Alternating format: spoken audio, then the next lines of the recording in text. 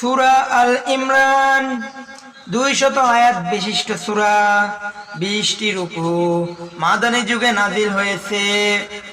আমরা শুধু কোরআন বর্ষ উপলক্ষে সূরার অনুবাদ দেখব ইনশাআল্লাহ। বিসমিল্লাহির রহমানির রহিম। আলিফ লাম মিম। আল্লাহ ওই চিরজীবী চিরস্থায়ী সত্তা, যিনি গোটা জাহানের ধারক। আসলে তিনি ছাড়া আর কোনো মাবুদ নেই। তিনি আপনার উপর এই কিতাব নাজিল করেছেন, যা সত্য সহ এসেছে এবং যা আগের কিতাবগুলোকে সত্য বলে ঘোষণা করেছে। এর আগে তিনি মানুষের হেদায়েতের জন্য তাওরাত ও ইনজিল নাজিল করেছেন, আর তিনি কষ্টিপাথর নাজিল করেছেন, যা হক বাতিলের মধ্যে পার্থক্য দেখিয়ে দেয়। এখন যারা আল্লাহর হুকুম আহকাম কবুল করতে অস্বীকার করে, তাদের জন্য কঠিন আযাব রয়েছে। আল্লাহ অসীম ক্ষমতার মালিক এবং অন্যায়ের প্রতিশোধ নেওয়ার যোগ্য। জমিন ও আসমানের কোনো জিনিস আল্লাহর নিকট গোপন নেই। তিনি তো সে সত্তা, যিনি তোমাদের মায়ের পেটে সন্তান যেমন চান তেমনি ভাবে তোমাদের আকার আকৃতি বানান। ওই মহা শক্তিশালী ও জ্ঞান বুদ্ধির অধিকারী ছাড়া আর কোনো ইলাহ নেই। তিনি সে, যিনি আপনার উপর এ কিতাব নাজিল করেছেন। এ কিতাবে 2 রকমের আয়াত রয়েছে। এক, মুহকাম, যা কোরআনের আসল বুনিয়াদি শিক্ষা।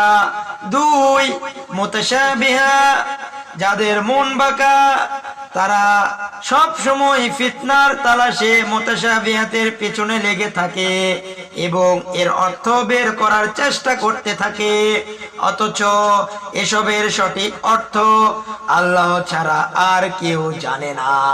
অপরদিকে যারা ইলমে পাকা, তারা বলে আমরা এর উপর ঈমান এনেছি, এই সবই আমাদের রবের কাছ থেকে এসেছে, আর এটাই সত্য যে একমাত্র বুদ্ধিমান লোক কোনো বিষয় থেকে সঠিক উপদেশ হাসিল করে থাকে। তারা আল্লাহর কাছে দোয়া করে, হে আমাদের রব, যখন তুমি আমাদেরকে সঠিক পথে চালিয়েছো, তখন আমাদের দিলকে বাঁকা করে দিও না। আমাদেরকে তোমার দয়ার ভান্ডার থেকে রহমত দান করো, কেননা আসল দাতা তো তুমি।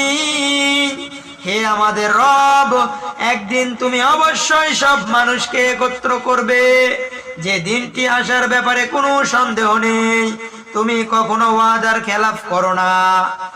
প্রথম রুকু শেষ হলো, দ্বিতীয় রুকু শুরু হচ্ছে 10 নম্বর আয়াত থেকে। যারা কুফরের পথে চলেছে, আল্লাহর বিরুদ্ধে তাদের মাল ও সন্তানাদি কোনো কাজে আসবে না। তারা দোজখের লাকড়ি হয়েই থাকবে। তাদের পরিণাম ওই রকম হবে যেমন ফিরাউনের সাথীও তাদের আগের নাফরমান লোকদের হয়েছে।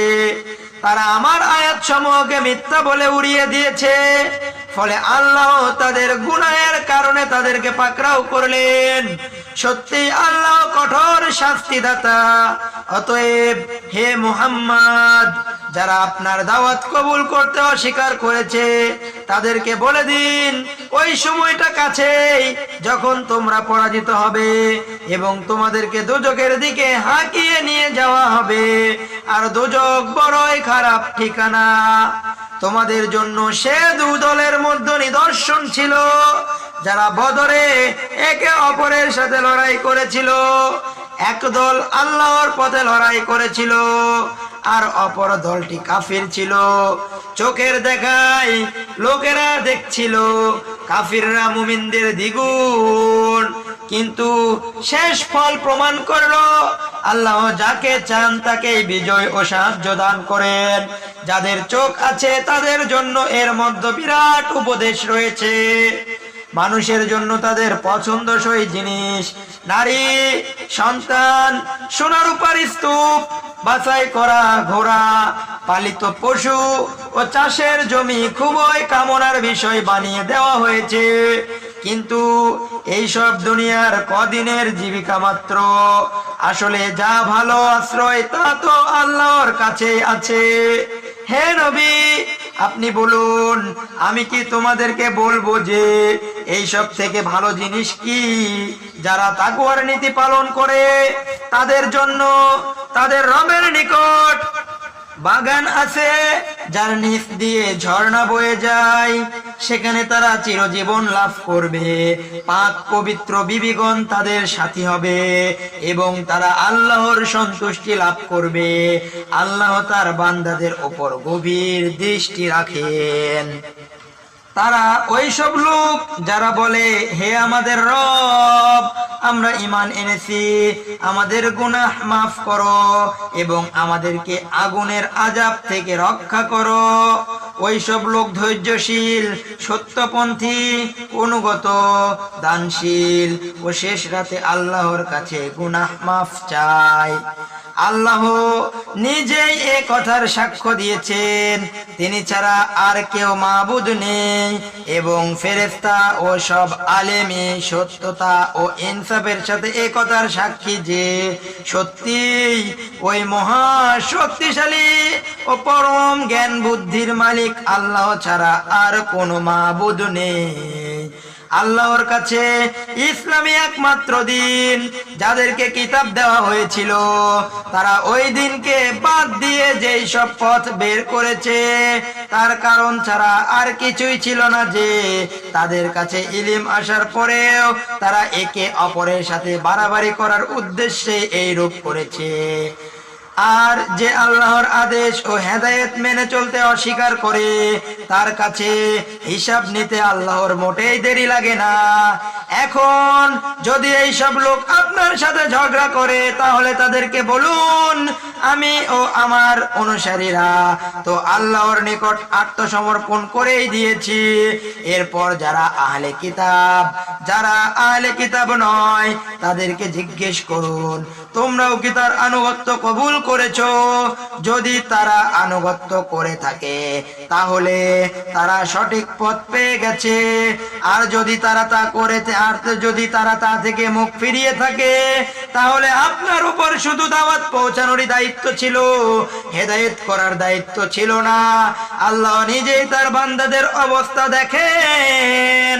দ্বিতীয় রুকু শেষ হলো, তৃতীয় রুকু শুরু হচ্ছে 21 নম্বর আয়াত থেকে।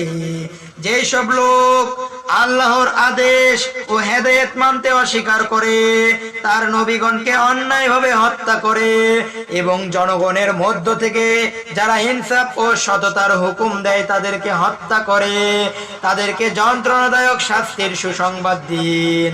এরাই ওই সব লোক যাদের আমল দুনিয়া ও আখিরাতে দু জায়গায় নষ্ট হয়ে গেছে, তাদের জন্য কোনো সাহায্যকারী নেই।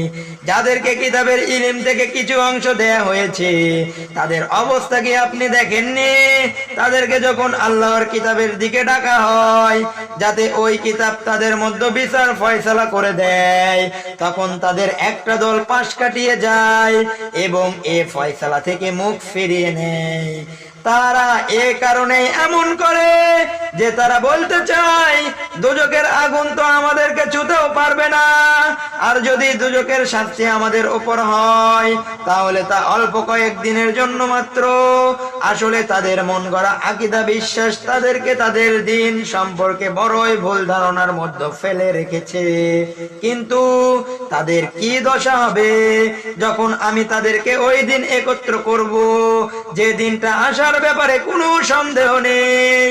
ওই দিন প্রতিটি মানুষকে তার কামাই এর পুরোপুরি বদলা দেয়া হবে এবং কারো উপর জুলুম করা হবে না। হে নবী, বলুন, রাজত্বের মালিক হে আল্লাহ, তুমি যাকে চাও তাকে রাজত্ব দান করো, আর যার কাছ থেকে ইচ্ছা হয় রাজত্ব কেড়ে নাও, এবং যাকে চাও সম্মান দান করো, আর যাকে চাও অপমানিত করো। করো, যা ভালো তা তোমারই ইখতিয়ারে আছে। নিশ্চয় তুমি প্রতিটি জিনিসের উপর ক্ষমতাবান। তুমি রাতকে দিনের মধ্যে এবং দিনকে রাতের মধ্যে ঢুকিয়ে দাও, এবং জীবনহীন থেকে জীবন্তকে আর জীবন্ত থেকে জীবনহীনকে বের করে আনো। আর তুমি যাকে চাও ব্যয় হিসেব রিজিক দান করো। মুমিনগণ যেন কখনো ইমানদারদের বাদ দিয়ে কাফিরদেরকে তাদের বন্ধু ও সাথী না বানায়। যে এমন করবে তার সাথে আল্লাহর কোনো সম্পর্ক নেই। অবশ্য তোমরা যদি তাদের জুলুম থেকে বাঁচার জন্য বাধ্যত এমন আচরণ করো তাহলে তা মাফ করা হবে। কিন্তু আল্লাহ তোমাদেরকে তার নিজের সম্পর্কে ভয় দেখাচ্ছেন, আর তোমাদেরকে তার দিকে ফিরে যেতে হবে। হে নবী, মানুষকে সতর্ক করে দিন, তোমাদের মনে যা কিছু আছে তা তোমরা গোপন করো আর প্রকাশ করো, আল্লাহ তা অবশ্যই জানেন। আসমান জমিনের কোনো জিনিস তার জ্ঞানের বাহিরে নয়, তার ক্ষমতা প্রত্যেক জিনিসকেই ঘিরে আছে। ওই দিন অবশ্যই আসবে যখন প্রত্যেক মানুষ নিজের কাজের ফল হাজির পাবে। সে ভালো কাজ করুক আর খারাপ কাজ করুক, সেদিন মানুষ কামনা করবে যে হায়, এ দিনটি যদি তার কাছে থেকে বহু দূরে থাকতো। আল্লাহ তোমাদেরকে তার নিজের সম্পর্কে ভয় দেখাচ্ছেন, আর আল্লাহ তার বান্দাদের প্রতি বড়ই দয়ালু। তৃতীয় রুকু শেষ হলো, চতুর্থ রুকু শুরু হচ্ছে 31 নম্বর আয়াত থেকে। বলা হচ্ছে, হে নবী, মানুষকে বলুন, যদি সত্য তোমরা আল্লাহকে মহব্বত করো তাহলে তোমরা আমার অনুসরণ করো, তবে আল্লাহ তোমাদেরকে মহব্বত করবেন এবং তোমাদের গুনাহসমূহ মাফ করে দেবেন। আল্লাহ বড়ই ক্ষমাশীল ও মেহেরবান। তাদেরকে বলুন, আল্লাহ ও রাসূলের আনুগত্য করো। তারপর যদি তারা আপনার ডাকের সাড়া না দেয় তাহলে নিশ্চয় এটা সম্ভব নয় যে আল্লাহ এমন লোকদেরকে মহব্বত করবেন যারা আল্লাহ ও তার রাসূলের আনুগত্য করতে অস্বীকার করে।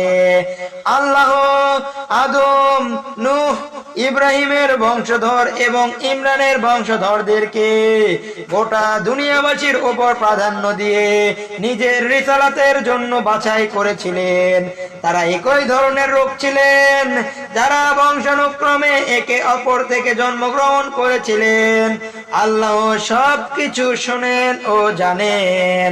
তিনি তখনও শুনছিলেন যখন ইমরানের বিবি বলছিলেন যে, হে আমার রব, আমার পেটে যে বাচ্চা রয়েছে তাকে তোমার জন্য উৎসর্গ করলাম, সে তোমারই কাজের জন্য নির্দিষ্ট থাকবে।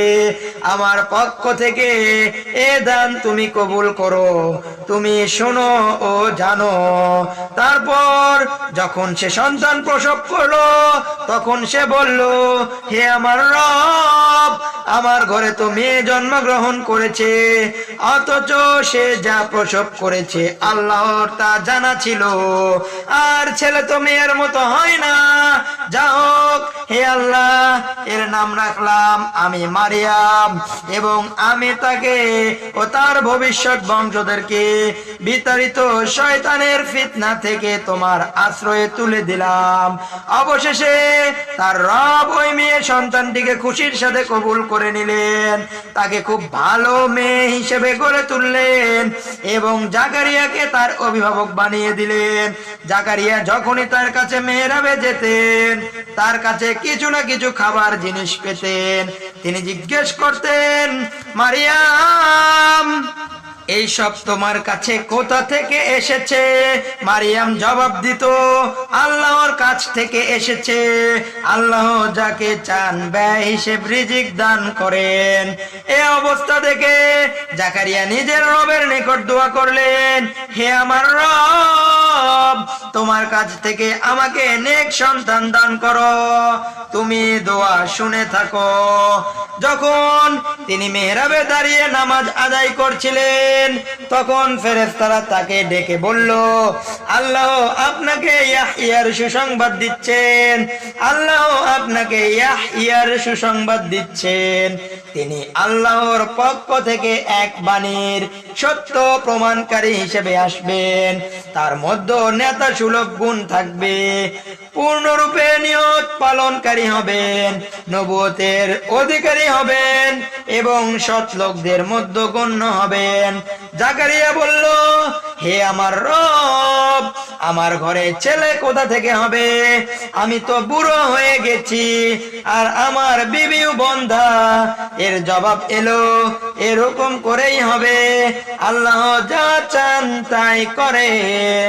জাকারিয়া নিবেদিত করলো, হে আমার রব, তাহলে আমার জন্য কোনো আলামত ঠিক করে দাও।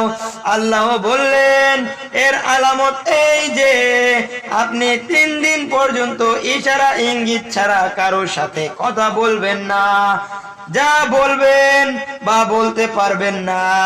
এই সময়ের মধ্যে আপনার রবকে বেশি বেশি মনে রাখবেন এবং সকাল সন্ধ্যা তার তাসবিহ পাঠ করবেন।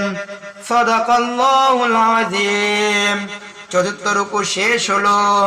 আল্লাহ রাব্বুল আলামিন এভাবে আল কোরআন বর্ষের পবিত্র আল কোরআনের অনুবাদ, আমাদেরকে কোরআনের সাথে থাকার, কোরআন থেকে হেদায়েত লাভ করে নিজেদের জীবনকে আলোকিত করার তৌফিক দিন ইনশাআল্লাহ।